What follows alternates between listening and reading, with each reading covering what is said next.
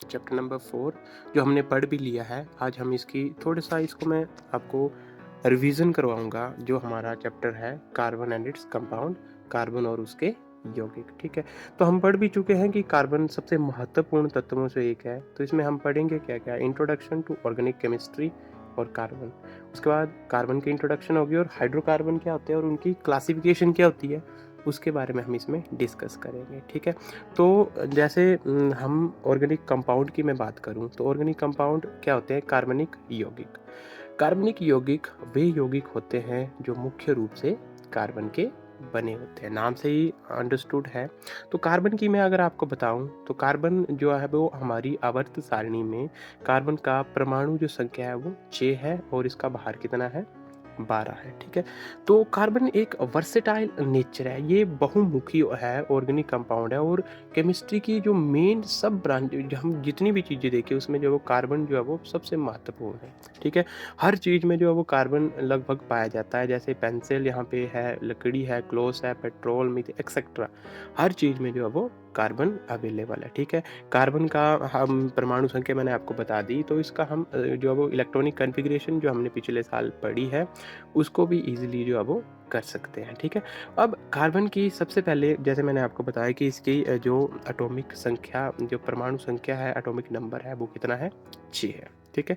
और इसको किससे जो है वो डिनोट किया जाता है? C से, ठीक है? इलेक्ट्रॉनिक कॉन्फ़िगरेशन मैं अगर लिखूँ तो पहले कक्ष में K में 2 लगते हैं और दूसरे कक्ष में 4 लगते हैं। वैलेंसी ऑफ कार्बन अगर मैं शो करूँ तो ठीक है, बीच में केंद्रक आ गया और पहले शेल में हमेशा 2 इलेक्ट्रॉन्स होते हैं और दूसरे में कितने आएँगे? 4 इलेक्ट्रॉन आएँगे। देखो अब यहाँ पे लास्ट में 4 इलेक्ट्रॉन्स आ रहे हैं, इसका मतलब क्या है? ये 4 इलेक्ट्रॉन दे भी सकता है और 4 इलेक्ट्रॉन ले भी सकता है, ठीक है? तो इसका मतलब ये हुआ कि कार्बन जो है वो 4 पॉजिटिव या 4 नेगेटिव दोनों प्रकार की जो है वो वैलेंसी शो कर सकता है, लेकिन ये ऐसा नहीं करता और ये कोवेलेंट बॉन्ड जो है वो बनाता है जिसमें म्यूचुअल शेयरिंग करता है ये इलेक्ट्रॉन। ये बहुत महत्वपूर्ण चीज़ है, हमेशा कार्बन म्यूचुअल शेयर मतलब आपस में ये इलेक्ट्रॉन को जो है वो क्या करता है? शेयर करता है। जैसे H2 मैं बात करूँ, CH4 है जिसको हम आगे पढ़ेंगे, उसमें किस प्रकार से इलेक्ट्रॉन जो है वो बॉन्ड बनता है उसके बारे में हम जो है वो डिस्कस करेंगे, ठीक है? तो इसकी सबसे पहले मैं प्रॉपर्टीज़ के बारे में बताऊँगा, इसके आगे हम इसकी बॉन्ड कैसे बनते हैं वो बाद में बताऊँगा। सबसे पहले प्रॉपर्टीज़ ऑफ कार्बन, सबसे महत्वपूर्ण है कैटिनेशन या श्रृंखलन जिसको बोलते हैं। 1 नंबर का ये क्वेश्चन है, हर बार पूछा जाता है। कार्बन के द्वारा कार्बन के ही दूसरे परमाणु के साथ सहसंयोजी बंध बनाकर श्रृंखला का निर्माण श्रृंखलन कहलाता है। बहुत महत्वपूर्ण है ये, इसकी सबसे ज़्यादा महत्वपूर्ण जो वो प्रॉपर्टी है। कार्बन में एक ऐसी प्रॉपर्टी है जिसके द्वारा ये अपने ही कार्बन के साथ, अपने ही परमाणु के साथ जो है वो क्या बना सकता है? बंध बना सकता है और इस प्रॉपर्टी को क्या बोलते हैं? कैटिनेशन। ये कार्बन में पाई जाती है। दूसरा टेट्रावैलेंसी, ठीक है? टेट्रावैलेंसी मतलब ये इसकी जो हम बोलें कि जो वैलेंसी है इसमें वो 4 है। कार्बन के बाहरी कक्ष में 4 इलेक्ट्रॉन होते हैं, अर्थात कार्बन के संयोजी इलेक्ट्रॉन की संख्या 4 होती है, ठीक है? इसलिए टेट्रावैलेंट होता है, मतलब इसकी जो बाहर की वैलेंसी होती है वो कितनी होती है? 4 होती है। वो पॉजिटिव भी हो सकती है और नेगेटिव भी हो सकती है। ये म्यूचुअल शेयरिंग से इलेक्ट्रॉन बनाता है, ना तो ये 4 इलेक्ट्रॉन ले सकता है ना ही दे सकता है, इसलिए म्यूचुअल शेयरिंग इलेक्ट्रॉन की जो है वो करता है।